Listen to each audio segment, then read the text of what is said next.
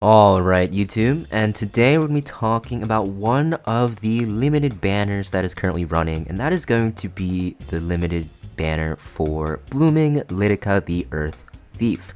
Now, we do have another limited banner in Biblis running alongside her, but let me just say, if you guys are torn on which one to pull for, I think Blooming Lidica is a lot better and a much more stronger unit, because even though they are both kind of like niche units and fit different playstyles, Blooming Lidica is just going to be way more stronger in her niche, and there's not a lot of characters that can actually do what she does. So let's actually look at her skills very quickly so you guys can fully understand what she actually does here. So we start off with her S3. It's a single target attack, gives skill nullifier to everyone, which will nullify damage from one instance of a skill, which is very, very strong. This will also penetrate defense by a flat rate of 50%, sorry.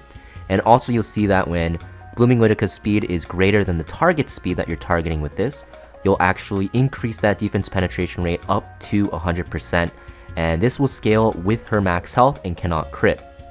So basically, right away just from her S3, you can kind of tell you want to build her pretty fast, you want her on pretty high health as well, and you don't need any crit chance or crit damage on her because this can one-shot a lot of slower units, especially ones that don't have a lot of health, and especially ones that scale very heavily with defense because you can penetrate all of that defense. So this S3 was commonly used to one-shot like Karinas when she was very, very powerful, and even like Abyssal Euphines, but it's still very good against tanks, especially not in the current meta, but just in general. Next, we have her S2. You're going to see that her speed will increase proportional to the number of debuffs inflicted on all enemies up to a maximum of 70%. So this will work with her S3 pretty nicely because the damage will go up the more debuffs that the enemy has, and she'll be faster. And also you'll see when an ally attacks, except for herself, if the target has a debuff, she'll activate Thorned Vine, which can only activate every 3 turns. AoE attack that will decrease buff durations and put unbuffable for 2 turns, and this will also scale with her max health. Next, we have her S1 here. It's going to be a 30% chance to stun. You can still run it to do 100% chance. Very, very annoying. So just a pretty powerful character in general because of the fact that she can put the skill nullifier up. She can actually do pretty decent damage, even one-shot very high defense characters, and also because of her S2 actually putting this buff duration down and putting unbuffable, so you can actually counter a lot of teams that like to put up buffs. So you might be thinking, like just looking at her skills, oh, she, can put the skill nullifier up, she can one-shot characters, but she doesn't really have any way to cycle very quickly, and, why would people ever use her over like Watcher Shuri or something like that? And that is because of her artifact. So when you pair her with her artifact, she becomes 5 times stronger, and that's because she gets extra effectiveness, which is very nice. You'll see that after an extra attack, you will decrease the combat readiness of the target by 10%. It goes up to 20%, which is huge, and this will work on AoEs.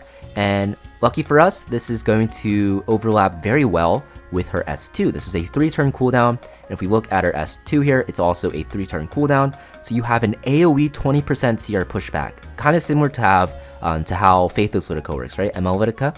So basically the thing that she's going to do is you start off the battle, you have a character open for her, and then she'll take her turn, she'll S3, one-shot a character potentially, put up a skill nullifier, and hopefully you're going to activate your S2 as well, because this will work once your opener takes their turn. So for example here, if you have a Ran or a Zio and they S3, well, the target will have a debuff, right, at the end of that turn. And then the Thorn Vine will activate, so it'll push back the enemy team, and then Blooming Lidica will be easily able to take her turn at 260 speed because she pushed back the enemy by 20%, right? So very good bridge unit in that regard. Makes her a very good aggressive / cleave character, and you're going to see you kind of need her artifact to make her work. If you're going to pull for her, guys, you definitely want her artifact. It's pretty much a mandatory artifact for her, because without this, she's a lot weaker. So if you do pull for her, which I do recommend if you are an aggressive cleave player, then you definitely want her artifact as well. If you like to play standard, guys, you can skip out on this unit pretty easily, just because she does seem like she's very fun, and sure, her design might appeal to some of you out there, but just from a gameplay standpoint, she's only good in aggressive teams. Like, you do need to take the first turn, you do need to pair her with something faster, so you can't just put her on your fastest gear and pray. You need to actually put her on your second fastest gear and have another faster unit to take their turn with a debuff, like Zio or Ran or Peyra or something like that. And then you want units after her to actually, clean up the fight. So you definitely need a team comp around her revolving around cleave or aggression. If you don't have that, then it's going to be a lot harder to use her, but I'm sure you can find ways to make her work. And of course, her artifact, a must-have if you decide to go for her. So yeah, overall, pretty good limited unit. I'd put her in the above average for limited characters, but it's going to be up to you if you guys decide to pull for her. So this would be like an example build that you can put her on. Obviously, you want her on her artifact, so you can actually see her push back the entire enemy team, which is very powerful. Now, this isn't anything like I tailored for her. This is kind of just like random pieces I put on her. But basically, you want pretty decent speed. 260 is fine because she doesn't have to go first. She's kind of more like a bridge unit. And then just having enough health, like 24,000 is good enough to one-shot a lot of characters that are very high defense, low health, like Icarina's, Bisufines, and stuff like that.